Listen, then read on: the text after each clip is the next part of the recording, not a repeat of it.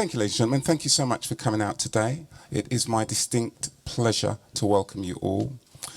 We have a interesting itinerary. We've kept it into two parts. First thing I must say, ladies and gentlemen, we are being photographed.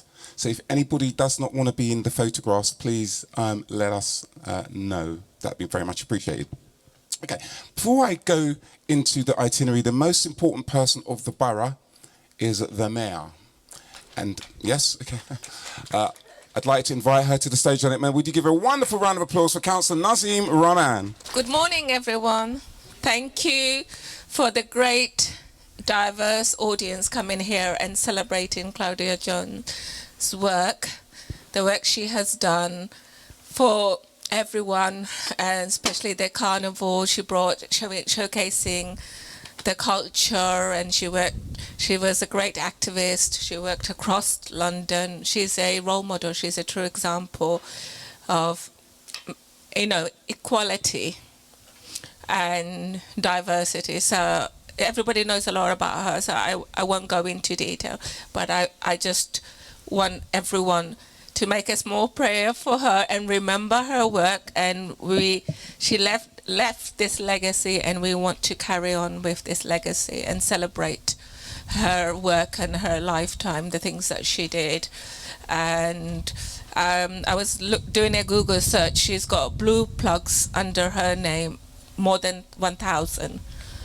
And I thought there was few, but I think she's the one who broke record history. I have not seen any blue plugs under one person's name in so many places in London. So you can imagine the fantastic work she did. And I wanted to thank all my council colleagues, and I wanted to thank all the people from different groups coming here today and celebrating this special moment on unveiling the Blue Plaque. Claudia Jones was a dynamic, forward-thinking woman with a fertile mind. She emigrated to Harlem at age 8 and was immediately exposed to all that America had to offer: multiculturalism and freedom, but more critically, poverty and racism. The racism of mid-century America shaped her future and spurred her actions. She would listen to speakers on soapboxes on 125th Street and discovered that the communists were the most impressive. They were alone in acting on the belief that Black lives mattered, and she joined the party. Perhaps most admirably, despite facing numerous health issues in the US which would plague her throughout her lifetime, she was relentless in advancing and expanding the civil rights movement to include the Black working class woman, and is now recognized as a contributor to the idea of intersectionality. A philosophy which recognizes that different types of inequality often worsen one another. She took into account the many different ways each woman experiences discrimination, and highlighted the struggles that women of colour, LGBTQ+ women, and women of other minority groups face.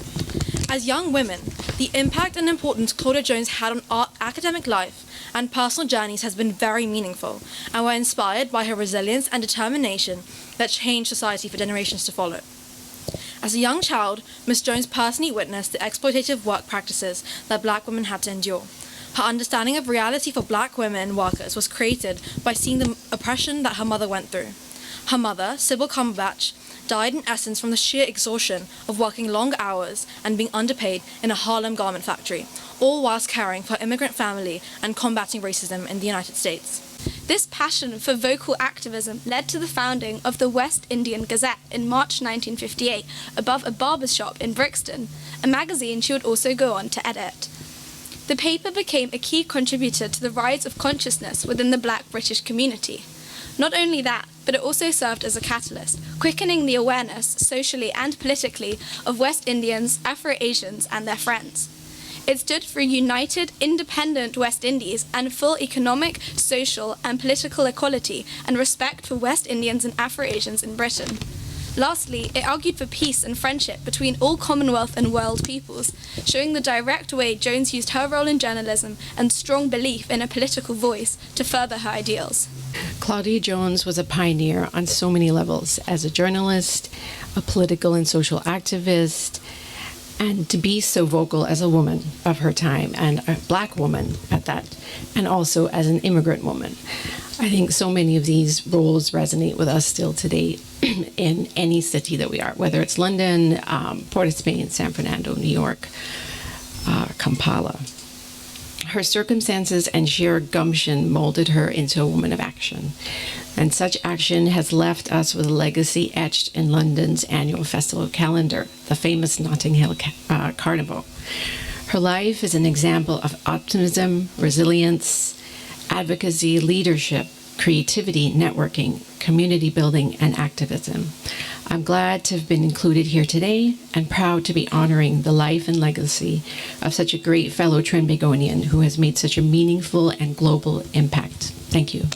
Claudia Vera Jones was a civil rights leader, an anti-imperialist, and anti-colonial freedom fighter. Her dear friend Paul Robeson described her as a 20th century Harriet Tubman and Sojourner Truth. Harriet Tubman's etched portrait hung on the wall of the room there, on the back wall. Claudia was a communist, a radical philosopher. She was a women's liberation activist who was a pioneer of intersectional analysis, describing the multiple exploitation of black women on race, gender, and class, which Angela Davis quoted. Claudia was a poet. She said, "A people's art is the genesis of their freedom." She was an internationalist. She travelled extensively to socialist and non-aligned countries, to China, the Soviet Union. She met Tito in Yugoslavia. She travelled to India. She met Chairman Mao. She went to Hiroshima after the blast and laid a wreath saying, "No more Hiroshimas."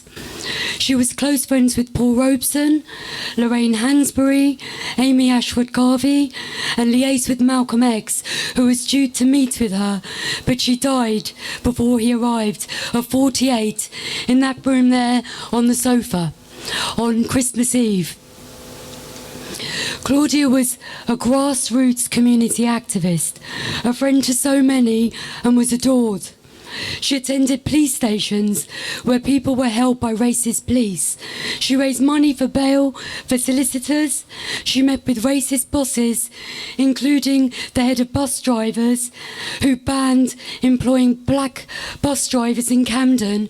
And it's when you get on a bus here and you see black bus drivers in Camden, it's because of Claudia Jones.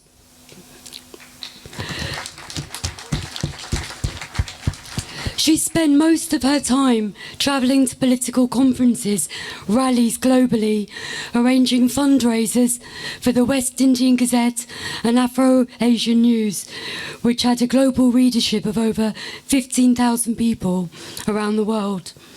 I am Claudia Manchanda, named after Claudia Jones.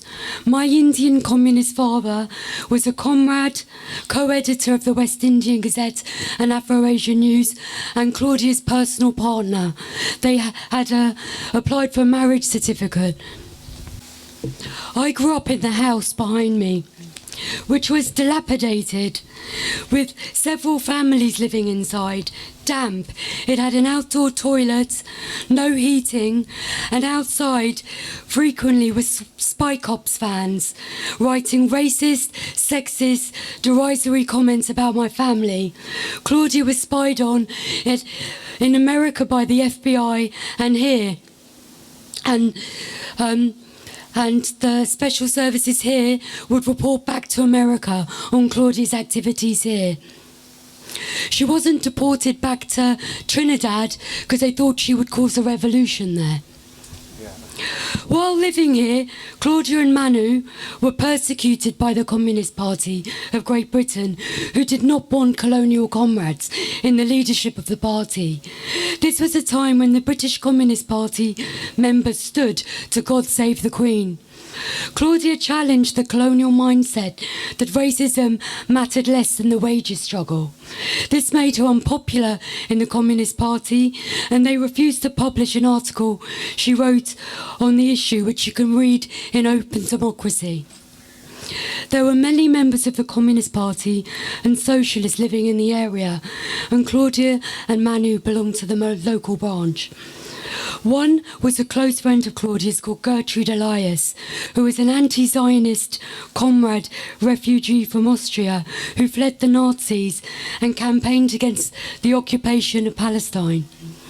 Claudia and Manu understood Palestine very well. After a year of incarceration for being anti-American under the anti-communist McCarthy and McCarran Acts, Claudia was deported. A political refugee, she didn't ask to be here, she was sent here. She wrote on the log on the ship coming here on the 19th of December 1955 on the Queen Elizabeth 10:45 ship time, "My dear Daddy, remember I promised to send you my ship's log so that you may see how we spent our crossing on this first transatlantic crossing of mine. Tonight my mind, heart and thoughts are still in the land where I belong and know, and it's with the people who I've worked and struggled for social progress. Tonight my mind and heart and deepest thoughts are with my comrades, the finest representation of the people of the United States of America.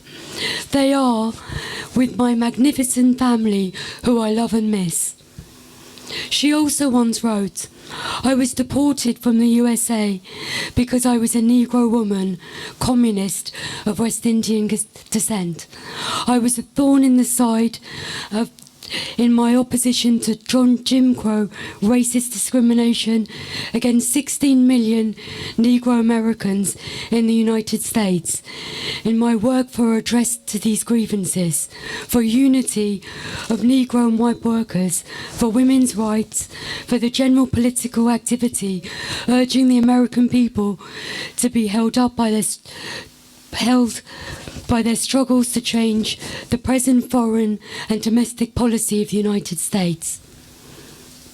Sadly, today, we are witnessing and fighting what Claudia and Manu campaigned against: the horrors of colonial violence, genocide, and quashing of revolutionary resistance. Claudia gave her life to struggle for liberation. It is our duty to follow Claudia's wonderful legacy. It is our duty to free Palestine. Free Palestine! It's our duty to free DRC. Free DRC! It's our duty to free Sudan. Free Sudan! It's our duty to free Artsakh. Free Artsakh! It's our duty to free Yemen. Free Yemen! It's our duty to free Haiti. Free Haiti! It's our duty to free Guam. Free Guam! It's our duty to free Hawaii. Free Hawaii! It's our duty to free Kashmir. Free Kashmir! It's our duty to free Tigray. Free Tigray! Free Turtle Island Free Turtle and Island! Abya. Free Uyghurs. Free Rohingyas. Free children. Eradicate caste, fascism, Zionism, patriarchy, white supremacy, to eradicate capitalism, individualism, and to be normal. Free all occupied, oppressed people, beings, and land.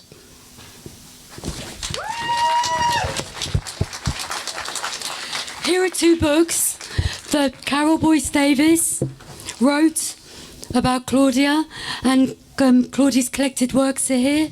I recommend everyone get them. Thank you. Can I have the Mayor of Camden? The Mayor of Camden? He's got, okay.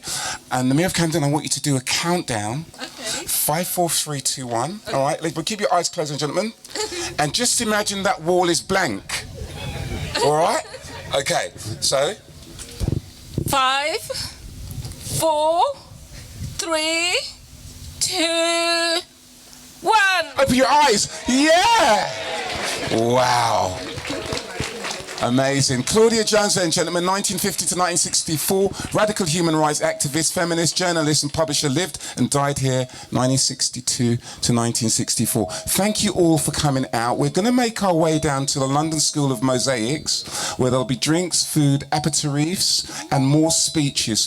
I'm just in front of the speaker. There's some very important people that have got some points to make. Kwaku, Mia Morris, of course, wonderful Jacqueline Morrison. I believe someone wants to say a speech. You want to say something? I want to do a nice big photograph of all of you. Oh, great. Okay. Thank you very much. Thank you. Okay, can I grab one, please? Yes, The speakers. put one in my office, the mayor's parlour. Who's the oldest of us? Who's the oldest of us? Put your hand up. Okay, down here, yes. There we are. That's it. Thank you. To sit here for a bit. Okay, she'll stay there for now. Okay, We'll see where all we go right. next. Sorry. All right.